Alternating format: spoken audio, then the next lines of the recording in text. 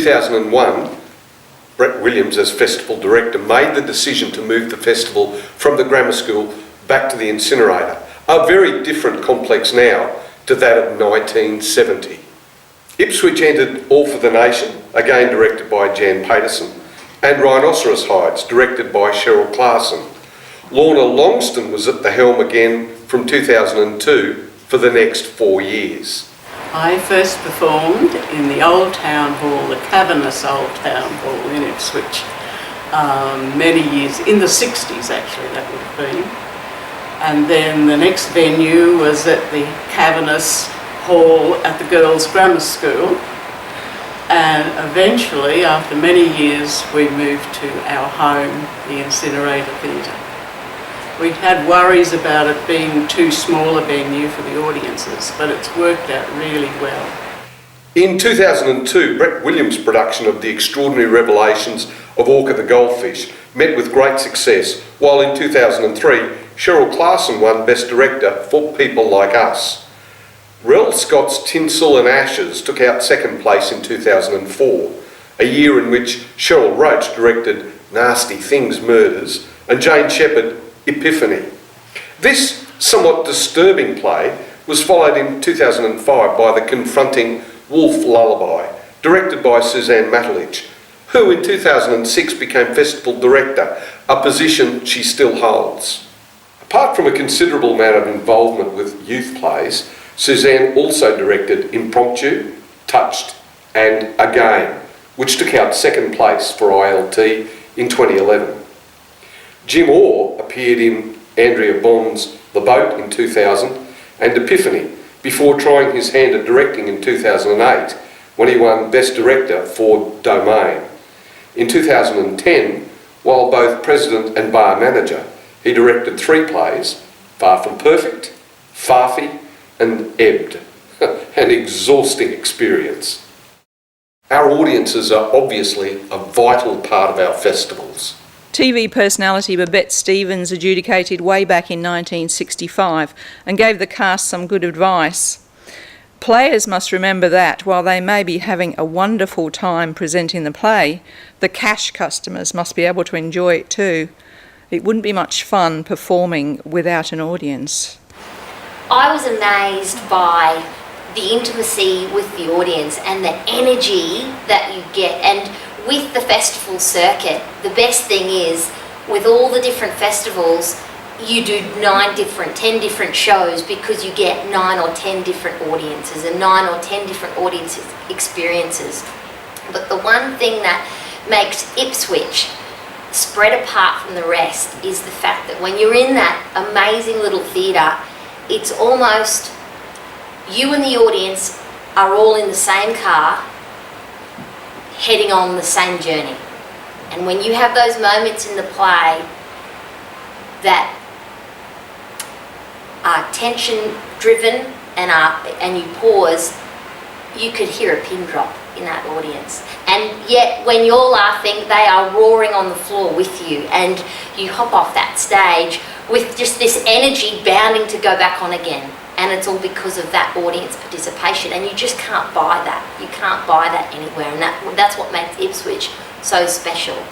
We have some very faithful supporters, like Heather Collis, who says, I've been attending the One Act Play Festival since the days when one could amble up to the girls' grammar, buy a ticket at the door, come and go as desired, sit where you chose, and have a generally relaxed and enjoyable time. As a newcomer to town, I remember how encouraging it was that Ipswich had such a thing, having been assured before I relocated here that it was bogan central, usually by people who'd never been here. Different story today, however, with our unique, charming and intimate, and dare I say, small incinerator building. Our little grapevine keeps us informed of when the festival tickets go on sale, and one of us is waiting at the information centre on the day to make sure nobody snaffles our front row seats, which can all be gone very early. Bernice, what is it about the festival that's important for you? I love the friendship that comes, with the people that are on stage and off stage, and the plays. It's just a wonderful weekend. You know, it goes the whole time. But no, I've been a regular for several years now, and I really do appreciate and cherish the friends I've made through that festival. One constant in my life is that special weekend in August, ILT's Festival of One-Act Plays. I look forward to it all year. That feeling of anticipation as I prepare myself for a gamut of emotions. Will I be smiling, laughing, crying? Will I be scratching my head when someone presents an absurdist play? If I had to choose one element, it would be the minimalistic use of stage props, where it stretches audience imagination. Second-guessing adjudicators is a festival pastime, but there's not always unanimity. And over the years we've had some wonderful adjudicators and some memorable ones for different reasons. I like to go to every production and do my own adjudicating. I write down every comment that I can think of, and then I write down what the adjudicator says. I pick out who I think should win. They usually don't even get a mention, but still and all, it's very interesting. In 2002, when Val Lehman was the adjudicator, I was stage managing. During one of the plays there was a long pause, and then I heard the adjudicator's voice, and then I heard her yell out, "Stop, stop the play." And what transpired was that one of the crew from the play was actually commando crawling towards the stage with a camera and taking photos. And that had upset the adjudicator so much that she stood up, stopped the play. There was then a discussion between her and the cast members, and then she told me to close the curtain, which I did. So that play finished early.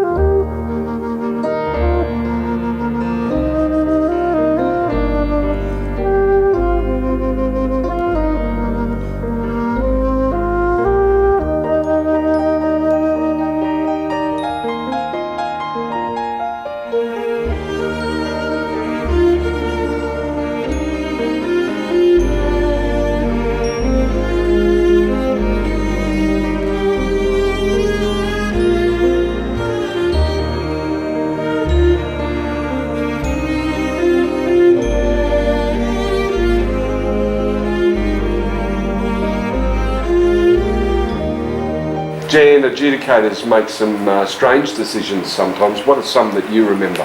Yes, one sticks in my mind very clearly, and that was a play that I took to a festival called We'll Dress Her Like Shirley Temple.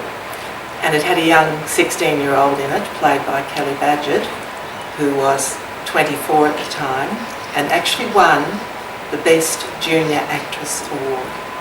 The one I remember mostly is from a play called Visitors from London, which I directed and was also in. I won Best Actress. My co-actor was Paul Freeney, and he won Best Supporting Actor. And when the Adjudicators Award was announced, Sydney won the award, and that was the character that Paul actually played in the play. In addition to the senior plays that she's directed and acted in, Jan has also directed a significant number of youth plays. Les Chappell has successfully worked with Jan many times over the years, most notably in 2013 with The Big Cats, which I directed. Apart from The Big Cats, my directing talents have been more towards the youth theatre, although I have directed 4 other senior plays, including The Problem and The Crimson Coconut.